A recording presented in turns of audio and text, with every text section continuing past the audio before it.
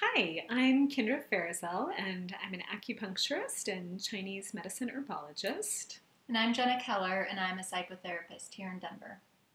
And so today we wanted to talk to you a little bit about mindfulness through the seasons and how you can really stay mindful through the transition of each season, and particularly right now as we're going from fall into winter. So to get us started, I'm curious if Kindra, you could talk a little bit about, from a Chinese medicine perspective, how you view the seasons and the transition. You bet. So, a really good way to start off when you're looking at anything from a Chinese medicine perspective is to start with the very basic premise of yin and yang. And most people have heard about yin and yang, and most people call it yin and yang. Right. But actually, the Chinese pronunciation is yang. And this is the idea of two polar opposites that exist in our environment and that also exist in our bodies. And the whole idea behind Chinese medicine is that we want to be connected to nature and the rhythms of our environment. And so you have these two polar opposites. Yin is stillness, it's quiet, it's cold, and it's inward, and it's also structure. Yang is activity, it's hot, it's daytime, it's active. I already said that, but it's activity, it's more fiery. And so we want to be running a relative balance of these internal opposites within our system. And when you look at the seasons on Earth, we have two sort of polar opposites and then two in between. Okay. So we have the winter, obviously, that's going to be more yin because it's inward, it's cold, it's still. And then we have yang, which is summertime, and that's obviously very hot, active, more daylight, more sunlight. So as we try to gain health through balance with the seasons and resonating with the earthly rhythms, we want to kind of tailor our activities to match the environment. Right. So as we enter into the winter season, we want to start to pull our energy in. And you can think about the dormant seed in the winter. All of our plants, they just quiet down during the winter, and they consolidate their energy, and what's happening is it's a cultivation for the life to come. Yeah, so that restorative period before the next cycle of activity. Love it. Yeah, and so if you relate that to on an emotional level, we'll bounce back and forth. There's a lot of things to talk about here, but to start with, it's a matter of allowing yourself to quiet down. Right. During the winter. We're coming out of the activity of the summer where it's like fun and excitement, and we're staying out later because we have more sunlight in the evening time, and now it's the environment is telling us, let's take it in a little bit. Let's go a little bit deeper into the depths of our being and see what's there so that we can explore and cultivate before our next creation, which comes in the spring. So that's, kind of a basic premise. How does that relate to your practice with your psychotherapy and emotions during the winter versus the summer? Yeah, well, I definitely take the yin and yang perspective into account and really base it off of that. And I think even throughout the year, having that balance, and I think that's what you were saying too, of telling people, okay, make sure that when you do things that it's more in moderation rather than extremes. And so with exercise, for example, a lot of people get onto a track where they're like all or nothing, and it's just like go, go, go, and it's like, okay, to make it sustainable, ideally you would balance the more active cardio or things like that, more intensive exercise with some more restorative, like just a long walk or some gentle yoga, things like that. So really so much healthier. Yeah, and paying attention to your body. We all have different energy reserves and can get depleted in different ways, so knowing yourself.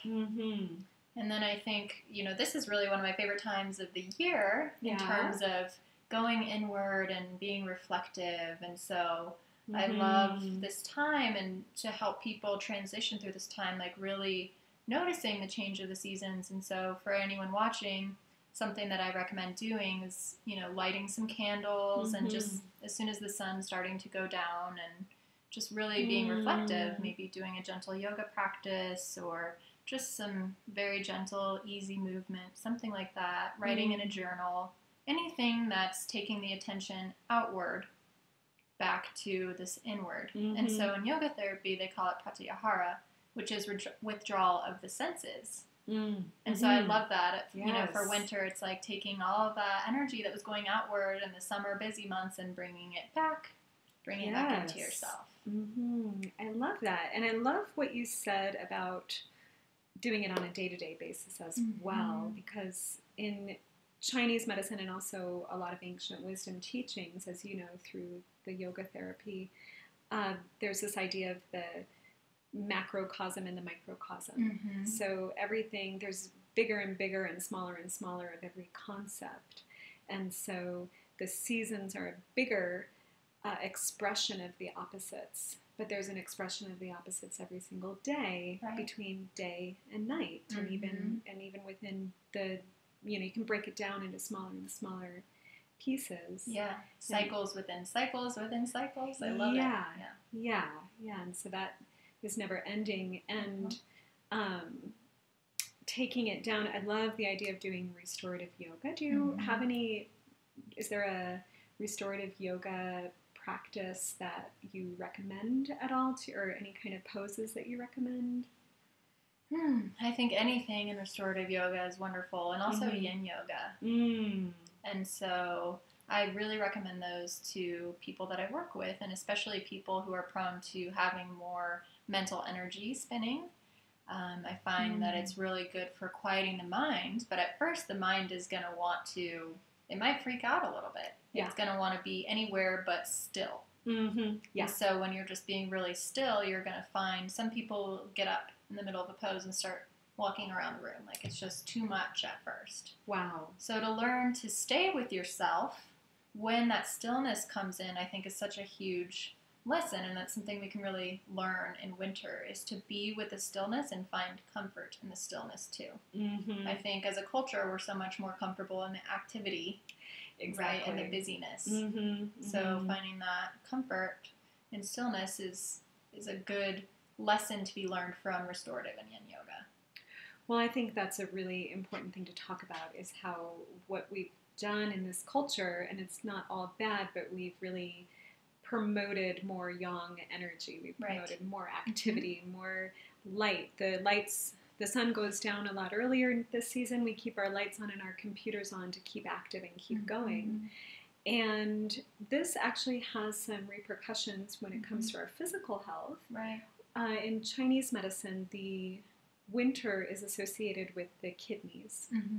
And the kidneys are associated with the low back, and other things too. But what I see in the springtime, if people don't cultivate their energy and consolidate their energy during the winter, people are throwing their backs out in the springtime. Interesting. Across the board. I see it. It's like clockwork. And it's fascinating. Yeah, isn't that interesting? Yeah, that is interesting. And so I just expect to see a lot of back pain in the springtime, because that energy is depleted. And so as you try to move into this next season, which would be wood, and wood is about goals and achievement and striving and vision. And that's springtime. That's springtime. If you try to move into that and you don't have any energy, something's going to break. Yeah. So it really serves us well to be still and give ourselves permission. That's huge. It is huge. Permission. Giving ourselves permission to just rest. And I shouldn't even say just, to rest. Yeah. Because totally. It's important and it's valuable. But I agree. And so doesn't the yin and yang correlate to the more like feminine, the yin side, and masculine is yang? So I think talking culturally, more of that masculine energy and more like aggressiveness toward our goals and all striving. That yeah, the striving is valued over being more in that intuitive right brain flow space that comes along with the yin side. Absolutely. It's so interesting. So our culture is very masculine dominated, and it's that penetration of achievement and productivity. And stepping back from that need for productivity actually is going to give us more energy to produce quality, whatever it is we're producing. I agree. Because otherwise it can be frantic. It's like running on empty fuel. Because you don't have anything to ground your energy. So produce. I got to be productive. But you're sort of just creating chaos in the world. In your own world, if you don't have something still to root that. And so in your practice, how do you help your patients to trust in the cycles that come along with the seasons and to allow themselves rest and then allow themselves more activity and kind of go in the rhythm of that? I think a lot of it is primarily education. So just really communicating and talking to them about what we're talking about here and helping them to be empowered in their own bodies. So my whole goal is to not ever be a Band-Aid for somebody and to help people see that they have as much wisdom about their body as I do. And so if they can understand that, oh, I depleted myself during the winter season and now my back is out again in the spring. Wow, okay, maybe I need to make some changes. And so then next year they might honor their body a little bit more and start to cultivate a little bit of internal stillness. So education is the primary tool that I use. And of course, acupuncture is a great tool to kind of support those energies. And there's acupuncture treatments that we can use to actually help people settle into their body a little bit more and to almost, it's like a prompt to the spirit to say, oh, let's bring it in a little bit. Let's focus more a little meditatively and get connected to our inner being. And that's something that I feel our culture has lost, the priority. The priority of cultivating that inner awareness. Right. So can you share any practices with anyone watching today on how they can cultivate that inner awareness? And Well, I guess it's so simple. It's like 5 minutes a day of sitting down and closing your eyes and drawing your inner eye downward into the depths of your being and envisioning that as a large body of water and allowing your body to sink into that space. And just doing it for 5 minutes a day can actually cultivate some kidney energy. Lovely. Yeah, I mean, that's so simple. How about you? What kind of practices do you have for that? Yeah, very similar. It only takes a few minutes a day, but I love just the simple practice of placing both feet flat on the ground, placing the hands in the lap, allowing the eyes to close, and just noticing the contact that your feet make with the ground beneath you. And then doing a quick body scan, so keeping the eyes closed, just noticing your feet, working the way up into the calves, the shins, the knees, into the thigh, the hips, the abdomen, the internal organs, including the lungs, the heart space, and tune into the heart space, I think, every day, because every day it's going to be a little bit different. And so over time you'll notice these subtle shifts, and you'll be like, oh, okay, this is where my heart's at today, and that's okay for today. And then noticing the neck and shoulders, the arms, the hands, the fingers, and then moving that awareness back up to the neck and throat, into the jaw, allowing the jaw to gently drop. A lot of people are just clenched in the jaw most of the time. Totally. So allowing that, allowing all the muscles in the face to just relax, or just notice how they're at if they are tense. And then noticing the energy at the top of the head. A lot of times if you have a lot of mental energy spinning, you're going to notice more of a tingling, vibrating sensation up there. And so if you feel like you need to ground that down, I always tell people, take what's up here and put it in your feet. Ah, perfect. Yeah. And that seems to help. So that's a simple practice. That mindfulness is very restorative to the whole system, because you're acknowledging your whole body, your whole being, and that's just calming to the nervous system when you bring that awareness to yourself. And it really comes down to our attention, doesn't it? It's where we're placing our attention. Is it out there in the land of the future and the past and the possibilities and the productivity that we have to get to? And there's nothing wrong with that in moderation. It's important. It's important, yeah. It's part of the flow of life. But if we don't ever ground and bring our awareness into our bodies, then we're not ever, in my experience, fully experiencing the richness of life that's possible. Right. And that's always there. And it's always there for everyone. It's our birthright on the planet. It's so cool. And yet we live in this technological time with the internet and information. So I think we have to apply a little bit more effort into prioritizing our embodiment. Our embodiment of the natural rhythms of life, right? Yes. Yeah. I love it. I love that. Yeah. It is. We are a part of the earth. And I think when you slow down and you get into the body and you get into what I call body time with my clients, and it's something I learned in my yoga teacher training, but when you're in body time, you're in real time, because the body only exists in the present moment. Whereas the mind, like you were saying, can exist in the past, present, future. It can be everywhere all at once. But the body is just where the body's at. Exactly. So your body is always in tune with the natural rhythm when you bring your focus there. Yes, exactly. So I love that. I love, like, month to month doing meditations based on the lunar cycles. I think that helps tune into natural rhythms too. So, like, noticing when there's a full moon, noticing when there's a new moon, being like, okay, this is just a part of the cycle that happens every single month. And starting to get connected to how your own body and emotional realm feels in those cycles. Yes. Exactly. Yeah, and I think that it's important to recognize that during the wintertime, people tend to seek out more stimulation.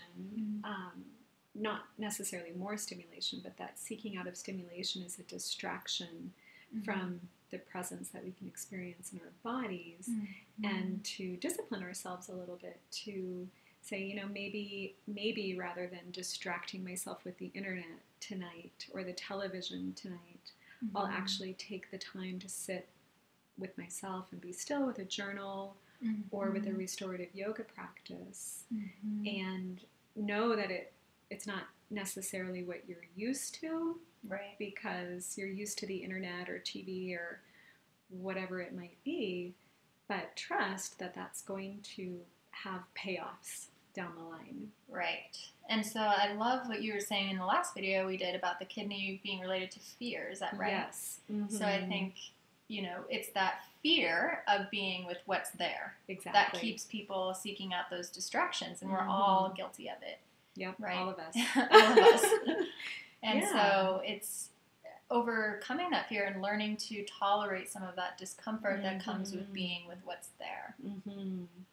Totally, and I think this is probably an area where our practices really overlap in terms of having to guide people in this process of just giving yourself a minute to just be with what's there instead of constantly trying to run from it. Right. Whether it's an emotional disruption in your body, if it's anxiety or depression, or if it's a physical discomfort in your body.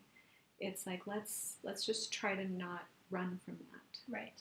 For a little bit. And it's amazing how when you directly confront it, sometimes it just goes away on its own. Whatever's there, you acknowledge it, and you're like, I can be with it, and then it's like, it doesn't have a hold as much anymore as when you're trying to stuff it down, when you're avoiding it, all of that. So I'm curious if you can give some really practical, like nutritional guidelines or something like that for helping people transition from fall to winter. And yeah, that's a really important thing to do, is because we're talking about embodiment, and what better way to be in our bodies than to focus on our nutrition. And so all we have to do is simply look to nature and see what's going on in nature. And during the winter season, we are cultivating energy. So seeds, nuts, those are really appropriate in the wintertime, less appropriate in the summertime to eat. Yeah, because they can be really stagnating in the summertime. But in the wintertime, to cultivate some energy through seeds and nuts, very important to make sure you're doing a lot of cooked, warm foods during the winter time, and using root vegetables, because remember, we're going deeper into the earth. So what's growing as deep in the earth as we can think of it that we eat is vegetables that are root vegetables, carrots, potatoes, sweet potatoes, squash. It's all delicious. Love roasted root vegetables. That's one of my favorite things about fall. Seriously, I'm like, yeah, it's roasted vegetable season. Yeah. I get so excited because it's great. And then all of the soups, the butternut squash soup, things like that. But yes, and the warm aspect, that warm food thing, I think is so important. And if it's not the food, at least having herbal teas and stuff throughout the day. Yeah, I mean, one of the worst things you could do during the wintertime nutritionally is wake up and have a cold smoothie. Like some fruit, frozen fruit and juice in the wintertime is really going to be a detriment to your physical health. And same with salads. During the wintertime, a little bit of raw vegetable is really important. But if you're eating salads every single day, your body might have a little bit of a harder time generating energy from that. Right. And that's what I love about this piece, because I think so often people just want like a blanket nutritional plan where it's like, okay, I know I need to eat salads, I know smoothies are healthy, and so they'll do it year round without that awareness piece of there are certain times of the year that it's better than others to do that, and you really need to be mindful of what season you're in. Yeah. So I love that. There's not a one fits all year long. Right. Exactly. It's, again, being in harmony with the natural cycle. Yeah, it's being in harmony and being connected to the earth and recognizing that we are a part of the earth and the earth is supporting our process of life. And so to really ground it down and get connected with our food. And so we've got the opposites of summer and winter. Right. And then we also have the in-betweens of fall and spring. So fall, it's like we're starting to wind down and let go into this dormant phase, so you can slowly bring yourself down to the peak of inward ultimate yin. And then in the springtime, you slowly start to bring it up. And then once you bring it up into summertime, you're at the maximum yang. And at that point, you should be really creating a lot. In Chinese medicine, if you look at all of the 5 elements, and as a tree, the fire element or the summertime is the flower. So it's the ultimate creative expression. And so there's some incentive. Yeah, isn't that so beautiful? Incentive to pull it in the wintertime, because then you have more to create, the beautiful flower that you are. I love it. Yeah, so it's really cool. What do you find as far as in the summertime? Is there some ideas that you have about what you see in the summertime regarding emotional balance or imbalance? Yeah, I'd say not as much as in the winter and fall months. Because we're a joy-obsessed culture. Yes, exactly. So summer, it's all about outdoor concerts, picnics, hikes, camping.